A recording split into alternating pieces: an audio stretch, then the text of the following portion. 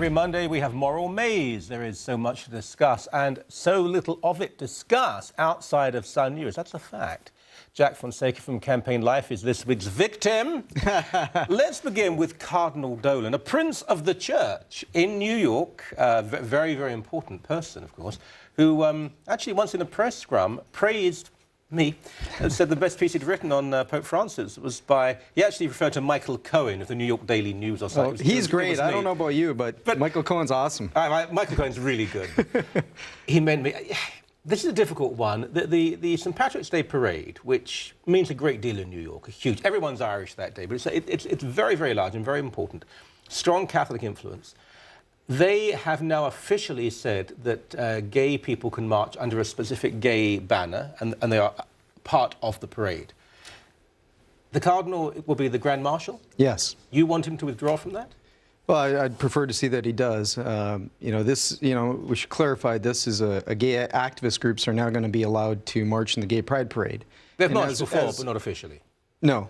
Yeah, no, they haven't marched before, to my knowledge. Well, I mean, there have been gay people there, but they haven't marched officially. Believe me, there have been gay people marching there. It's been a Catholic celebration of a Catholic saint, and it begins with Mass at St. Patrick's Cathedral. It's a Catholic event in honor of a saint. But if I may, I mean, it'd be nice if it was, but when I think of the St. Patrick's Day parade, when I think of Paddy's Day, I think of a lot of people getting very, very drunk, quite a bit of fighting. Is it really that Catholic? I mean, maybe in its origin, its foundation, what it should be, but is it really? Well, heritage and history is always important. The patriarchy of this parade is very important. It's to the heart of it, and this involves a clergyman of the highest office here, almost the highest office, except for the Pope. Yeah, very senior. And what he did was he applauded. A cardinal. This is actually shocking. This is big. The cardinal applauded the decision by the organizing committee of the parade to allow gay activist organizations to march in there with their own gay activist banner. Yeah. And he even went further. He said this was a wise decision, and he fully supports it. And he's going to be the Grand Marshal. And, when I think of the apostles, the bishops are the successors of the apostles. And we know that all of them, except for Judas and St. John, were martyred for their faith. St. Peter was crucified upside down. St. Thomas was killed with a spear in India. Perhaps. And the others were killed in other ways. St. James was thrown off a roof. Yeah, okay, but so the point you're making, the point I'm making is you're saying he's a heretic, he's a traitor, he's a Judas. What I'm saying is the successors of the apostles defended the gospel. They proclaimed the gospel, uncompromising in its truth and in its love, even unto the shedding of their blood. You've got here specific. Look, it perhaps was strange that he would applaud the decision. It's one thing to not comment on it and just be the Grand Marshal, but he's applauded the decision. Before, when I think it was a footballer in the States, a football player came out, I mean, he said something like, good for him, or it surprised. I'm not saying I approve or disapprove. It did surprise me, rather, that a cardinal would be so aggressive in his support. And it surprised you because it's not appropriate for a Catholic cardinal to be promoting something or giving. It does seem to contradict the appearance of tacit support for something. It seems to contradict the teaching of the Roman Catholic Church. Absolutely, and that's the point.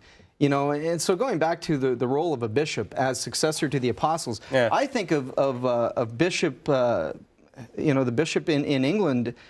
Who lost his head because he refused to deny Catholic teaching on marriage when King Henry VIII wanted to change John Fisher, you mean? Yes, Bishop of Rochester, who was made a cardinal. Right. Yeah. So here we have... And the king said, I'll send you back the hat with his head in it. That's right. So here we have a bishop who's not even willing to take on the uncomfortableness of being called names, of being called homophobic. Is that why he's doing it, or does he actually believe that they can build bridges? No, I don't think he believes that at all. I think he's being cowardly, to be honest, to be frank with you.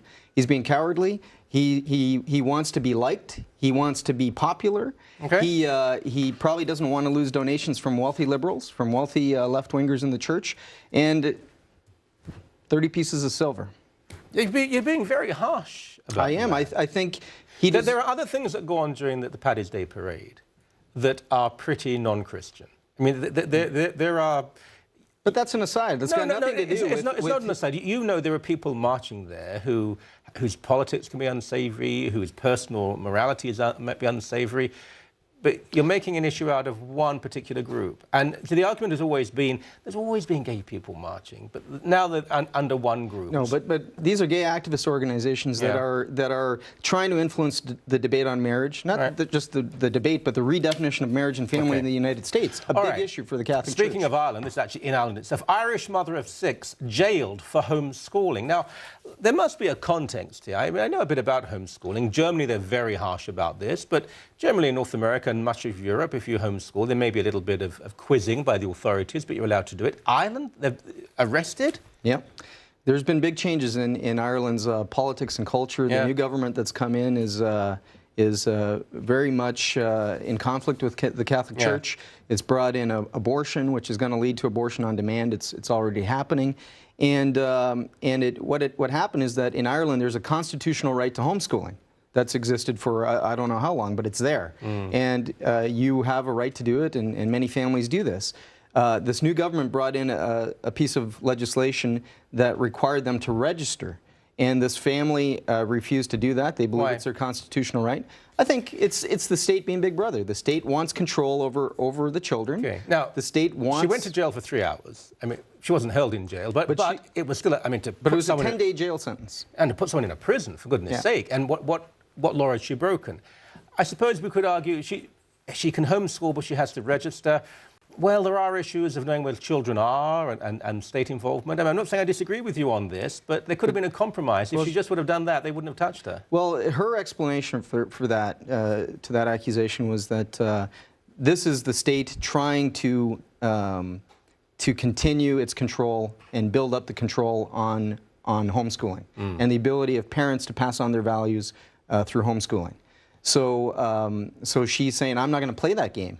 They want to make an example of me so that everyone else falls in line. I'm not going to do it. We have a constitutional right. And the problem in Ireland is that the law is different than in Canada. The lower courts in Ireland cannot use a constitutional defense. So she has the backing of the Constitution, the highest law of the land, but she can't use it unless she sues and goes up to the Supreme Court. Here's the problem here. For the longest time, people with this lady's sort of politics rather enjoyed the state having some power because it was a state that said no to contraception and abortion and pretty much enforced the law of the Catholic Church under De Valera and so on. Now the state has become far more left of centre and social democratic, and they don't like that state power. I think we should always be very wary of state power, whatever it says. But this is certainly unacceptable. A pleasure, my friend. Thank you so much. Thank you, Michael.